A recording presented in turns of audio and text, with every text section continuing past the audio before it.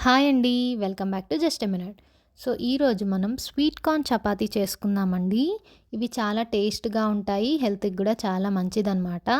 So, ఇక్కడ నేను కార్న్‌ని తీసుకొని మిక్సీ జార్‌లో వేసుకున్నాను. ఒక 5, 6 పచ్చిమిరపకాయలు వేసుకున్నాను.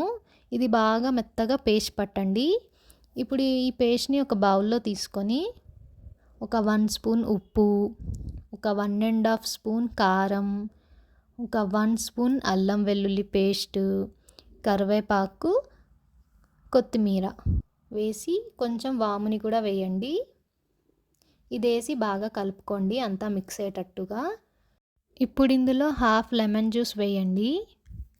ఒక 2-3 స్పూన్స్ గోధుమ పిండి, టీ స్పూన్స్‌తో ఒక 3 స్పూన్ మైదా పిండి వేసుకొని మనం చపాతీ పిండి ఎలా అయితే కలుపుకుంటామో ముద్దలాగా అలా చేసుకోండి.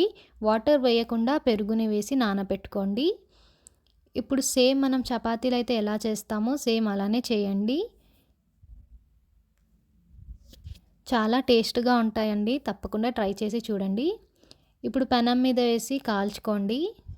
ఆయిల్ పెట్టకుండా బటర్ పెడితే చాలా టేస్ట్‌గా వస్తాయండి. రెండు వైపులా బాగా కాల్చుకోండి. అంతేనండి. మన స్వీట్ కార్న్ చపాతీ అయితే రెడీ అయిపోయింది. తప్పకుండా ట్రై చేసి చూడండి. ఇలాంటివెన్నో మంచి మంచి వీడియోస్ కోసం మా ఛానల్‌ని సబ్స్క్రైబ్ చేసుకోండి. Thank you for watching. Take care.